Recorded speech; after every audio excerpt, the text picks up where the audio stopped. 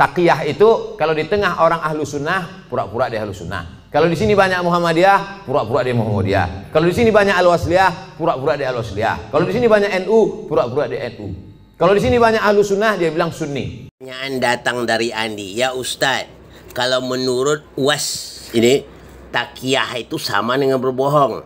Apabila bertemu dengan Muhammadiyah, dia ngaku Muhammadiyah. Apabila dia bertemu dengan ahli sunnah wal jamaah, dia akan ngaku sebagai ahli sunnah wal jamaah.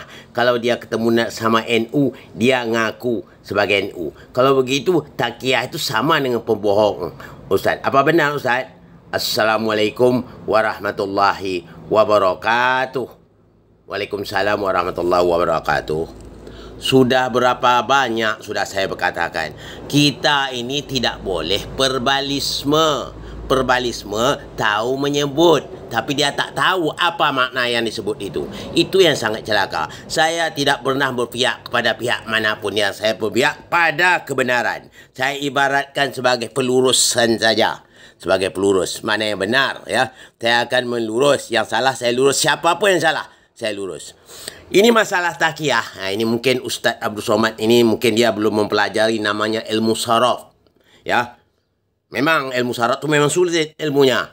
Kalau kita dulu belajar nama ilmu saraf tu dari ada kitabnya Kailani.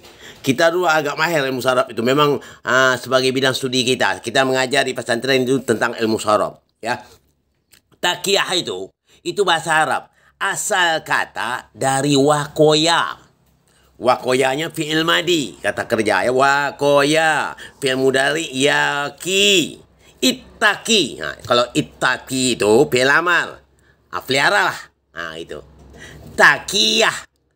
Nah, itu yang kalau apanya dari taqiyah itu artinya dia pemeliharaan. Nah, pelihara. Itu dalam muannasnya taqiyah sama. Kalau yang namanya masdar takwa. Jadi kita tahu. Jadi yang nama taqiyah itu memelihara atau menjaga juga atau menyembunyikan. Contohnya dalam keadaan darurat, kita dalam peperangan, umpama ya, satu contoh dalam peperangan, datanglah satu pasukan. Di mana tempat dia bertanya kita, di mana tempat persembunyian tentara? Umpama kita jawab kita tak tahu. Walaupun kita tahu, demi untuk menyelamat bangsa ini, kita bilang tak tahu. Maukah kamu saya cabut kuku kamu? Ya, kalaupun kuku saya kamu cabut, saya tetap juga tidak tahu sama sekali tentang di mana tempat persembunyiannya. Kita menyelamatkan bangsa kita ini. Itu boleh, itu namanya taqiyah. Zaman Rasulullah SAW sama, ada di antara sahabat terlambat datang waktu ditanya, kenapa kamu terlambat? Waktu di perjalanan saya dipaksa supaya keluar dari agama Islam, atau yang disebut dengan istilah murtad. Demi untuk keselamatan nyawa saya ikut kemauan dia. Saya ikut apa yang diperintah, namun hati saya tetap tidak menerima keputusan itu. Itulah nama taqiyah. Kata Rasulullah, tidak berdosa demi untuk menyelamatkan dirinya. Itu namanya taqiyah. Jadi kita paham, ya. Kita harus paham itu asal kata dari kata perkata. Itu namanya ilmu saraf. Mungkin juga Ustaz Abdul Somad itu dia belum mempelajari ilmu saraf. Itu harus kita kuasai itu, ya. Dari asal kata, dari mana asal kata, kita harus tahu itu.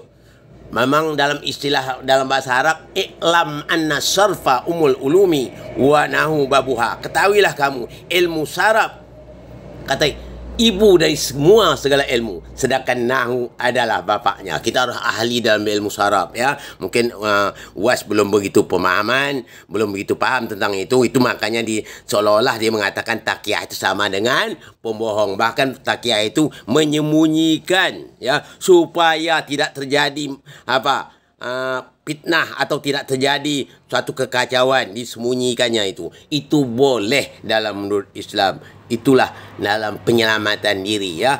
Itu bukan berdusta, itu nama menyelamat diri. Sebagaimana saya katakan, orang tu bertanya di mana tempat persembunyian tentara. Kita jawab tidak tahu. Walaupun kita tahu, tak mungkin kita buka rahsia kita. Itu maksudnya gitu, ya. Mudah-mudahan apa yang saya sampaikan ini Andi juga paham, okey? Assalamualaikum warahmatullahi wabarakatuh.